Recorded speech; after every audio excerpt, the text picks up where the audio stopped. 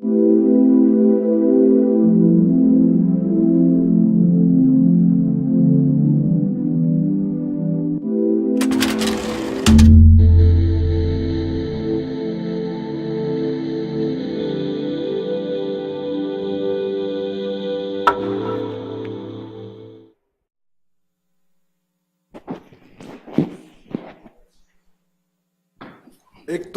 Pérez Rincón, escritor. Dole leye. Palabras que fueron un exhorto a San Agustín. Toma y lee. Qué mejores palabras para este simposio, querido Héctor. Porque Agustín no fue nada más un teólogo, sino realmente un filósofo y escritor.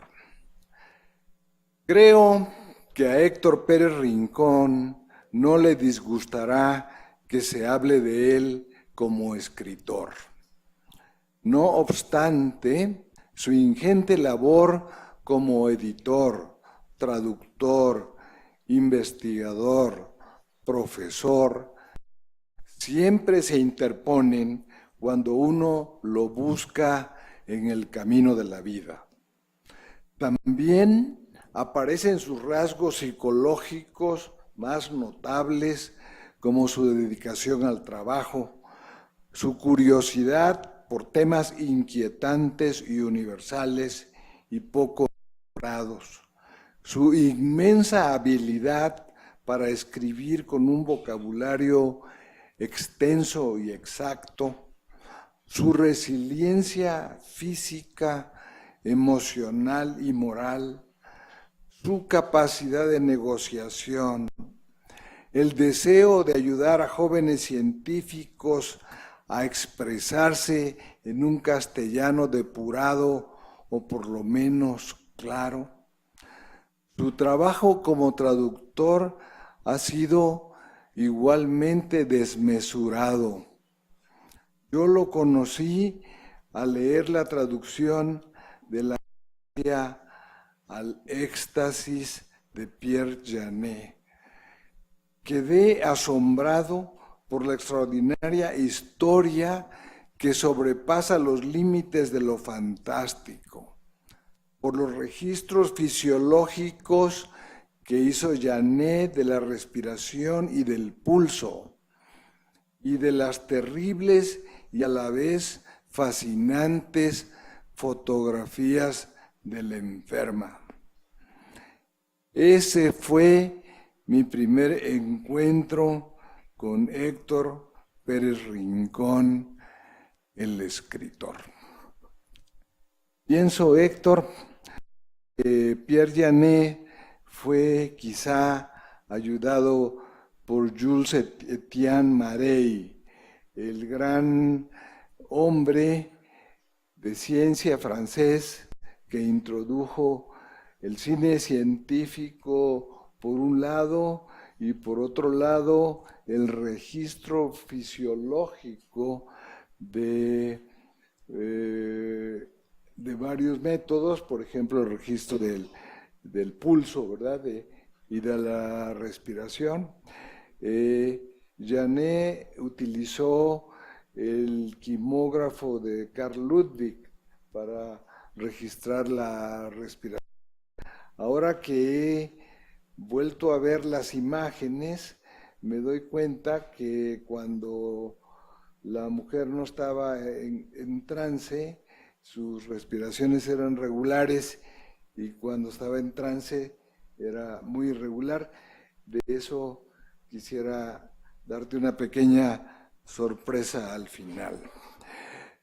Me encontré por primera vez personalmente a Héctor en una reunión del comité editorial de la Facultad de Medicina que había creado el doctor Juan Ramón de la Fuente. Ya había leído De la angustia al éxtasis y había quedado mesmerizado con el libro, como he dicho. Sí, que inmediatamente le dije que yo lo veía como un individuo excepcional. Su labor como educador en la neuropsiquiatría a través de la selección de diversos textos para el Fondo de Cultura Económica también había sido de insuperable excelencia. Hablemos ahora de la cultura artística de Héctor Pérez Rincón García. Él es seguramente el gran políglota de nuestra generación. Aunque el francés sea su lengua preferida, domina el italiano clásico y moderno y tiene particular interés en la obra de Dante. El portugués y el inglés lo domina bien, pero sobre todo tiene el entrenamiento para discernir y pensar en varias lenguas, lo que quizás solo Germán Berrios y Jean Garrabé han logrado en los últimos años. Lo que más me interesa de un escritor es lo que piensa y lo que siente, y cómo puede conectar estas dos formas de actividad cerebral. Para tener, aunque sea una vislumbre de eso, trato de ponerme en su cabeza, con lo que ahora llamamos teoría de la mente. Eso me da un poco de risa porque cuando yo era estudiante de la preparatoria ya leíamos la intersubjetividad en las meditaciones cartesianas de Edmundo Husserl y de la Epogé y de la de poner entre paréntesis las preguntas y de poner entre paréntesis los pensamientos y de la idea de cómo podíamos ponernos en la subjetividad del otro y si eso era posible. Como Husserl, con su teoría fenomenológica, inspiró a los grandes filósofos alemanes como Hartmann y Heidegger y Scheller.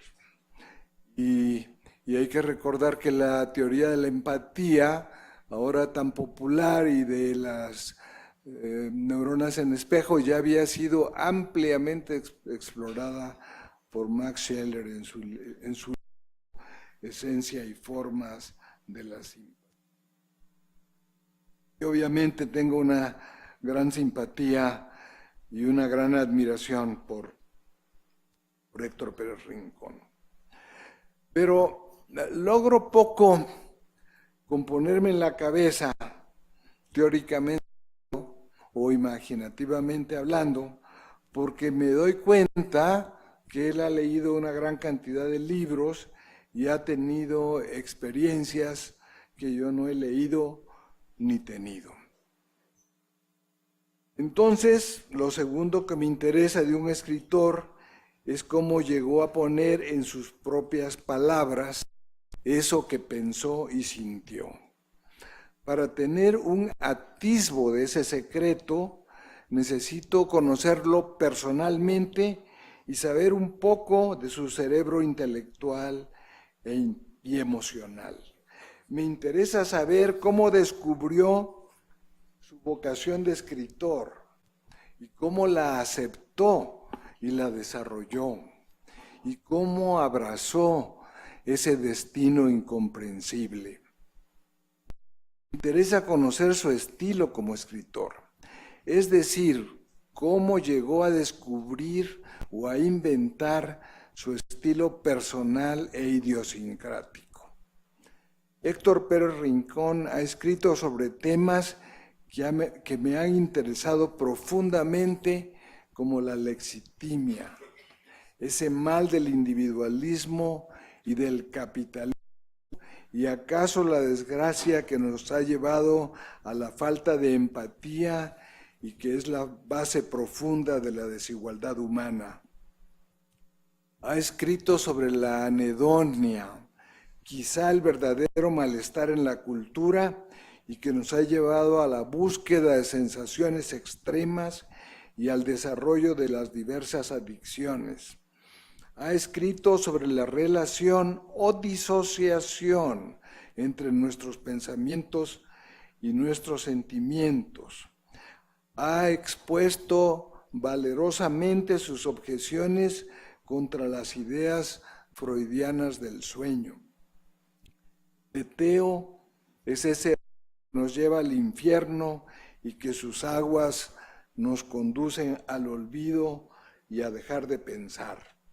Se ha interesado en los mecanismos creativos de diversos artistas y particularmente en el de Marcel Proust y la posibilidad de dirigir los sueños. Él es un artista en el mejor sentido del término, un hombre que busca escribir nadie ha escrito antes. Su artículo sobre Léon Hervé de Saint-Denis muestra que Proust fue un investigador de la vida onírica y que tal vez el único libro que leyó sobre el tema fue el libro de Saint-Denis, El arte de dirigir los sueños. Cita a Frank Hobson, quien dijo que Saint-Denis fue uno de los grandes autoobservadores del sueño. En este sentido, Héctor Pérez Rincón muestra que el arte de la ficción y del ensayo es un sueño dirigido. Borges dijo que la ficción no es sino un sueño dirigido, pero al fabulista no le está concedido inventar la fábula, sino solo dirigirla. Primero hay que soñar. Sin el sueño no hay literatura. En palabras, este sueño involuntario es un ejercicio casi imposible que se impone misteriosamente al escritor. ¿Acaso la mejor definición de este gran ensayista es la que dio Ernest Cassirer del artista en general? Un sonámbulo que camina soñando despierto, casi un poco como la película del gabinete del doctor Caligari, aunque obviamente no te veo así, pero digamos que es un poco caricaturesco, pero como es una de las grandes películas, un sonámbulo que camina soñando despierto. Esto solo se logra milagrosamente y con un esfuerzo titánico, pero dichoso, de encontrar ese camino que uno se tiene que labrar para sí mismo y que es único e irrepetible. El azar, la genética, los maestros extranjeros y nacionales, los amigos, las diversas lenguas y lecturas hicieron de Héctor Pérez Rincón un maestro de la escritura. Yo solo quisiera que siga escribiendo, soñando, pensando y sintiendo como hasta ahora lo ha hecho. Muchas gracias, Héctor.